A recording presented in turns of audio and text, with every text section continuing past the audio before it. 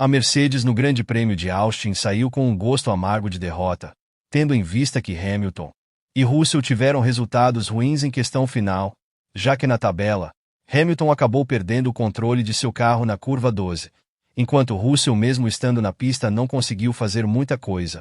O pior é que esse Grande Prêmio era esperado que a Mercedes pudesse obter resultados mais fortes, já que essa pista é a especialidade de Hamilton, aonde o heptacampeão sempre tira de letra o circuito. Sendo assim, o resultado final foi de tristeza, já que o W15 estava em um bom para lutar por algo melhor na temporada, algo que não aconteceu. Sendo assim, James Allison, em entrevista após a corrida, apareceu para falar que não foi tão ruim assim, já que tiveram coisas muito positivas para tirar do desempenho nessa pista. Confira o que ele disse. Essa é a pergunta de $1 milhão. George não só quase garantiu a pole naquela sessão, como Lewis estava destruindo todos completamente.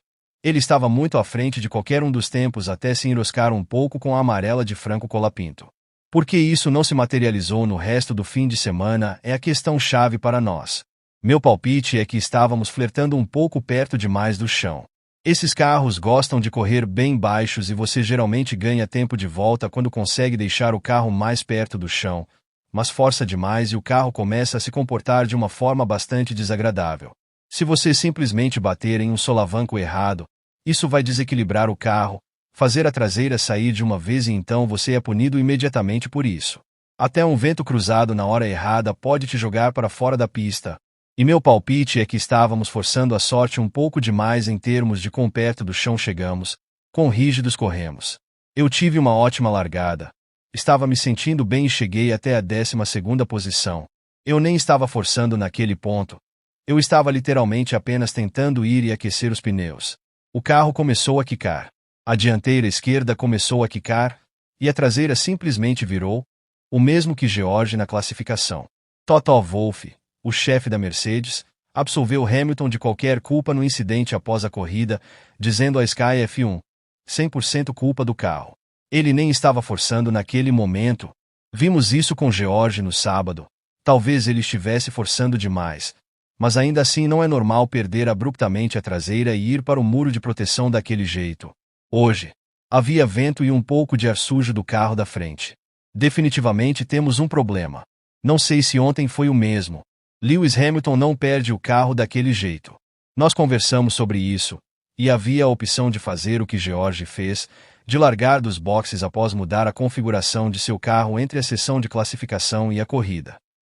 Na verdade, não tínhamos nenhum motivo para pensar que havia algo muito errado com a configuração de Lewis. Ele tinha seu melhor pacote aerodinâmico, tinha a posição de grid que tínhamos, que é mais à frente do que largar dos boxes. Então por que não começar onde você se classificou, mesmo que não fosse o lugar que você desejava? Isso estava na nossa mente em relação às mudanças de configuração. Se você coloca outro motor, você vai para o fundo do grid por causa da penalidade e começa dos boxes. Mas você não pode simplesmente colocar outro motor e não pagar por isso financeiramente.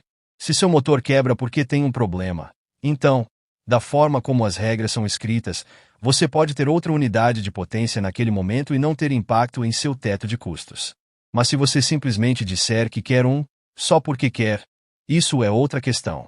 Você deve pagar por isso, e isso não teria sido um bom negócio. A novidade de uma nova unidade de potência teria melhorado os tempos de volta fracionadamente, mas o custo em termos de teto de orçamento não teria valido a pena. Lewis Hamilton, que foi quem teve mais dificuldades com o carro, também falou sobre o W15 na pista do Texas. Confira o que ele disse. Tive uma ótima largada, estava me sentindo bem e cheguei em 12º. Foi a melhor largada que já tive na primeira curva em muito tempo. Naquele momento, eu nem estava forçando a barra. Estava literalmente apenas tentando andar e aquecer os pneus. O carro começou a quicar, a dianteira esquerda começou a quicar e a traseira simplesmente virou. Foi a mesma coisa que aconteceu com George ontem. Na curva 1, aconteceu a mesma coisa, disse ele. Fiz o giro na curva 3, o que é muito raro. Nunca rodei na curva 3 em todos os anos em que estive aqui. Eu estava dizendo que George obviamente teve o mesmo problema ontem, mas ele voltou para o carro com a especificação antiga e está se saindo bem. Então talvez haja algo com a nova atualização. Vamos investigar o máximo que pudermos, Depois de hoje, obteremos os dados e veremos se vamos usar a antiga ou a nova especificação na próxima semana. Se eu não tivesse o problema de solavanco naquela volta, acho que isso teria acontecido em uma volta posterior, porque algo não estava certo com o carro, disse ele. Foi a mesma coisa na maior parte do fim de semana com esse novo pacote que temos, então foi obviamente devastador. Mas as coisas são como são. Mas e você? Acha que a Mercedes está com um carro bom? Diga sua opinião nos comentários. Muito obrigado por assistir até aqui. Espero que você tenha gostado do vídeo. Considere se inscrever no canal. Muito obrigado e até a próxima.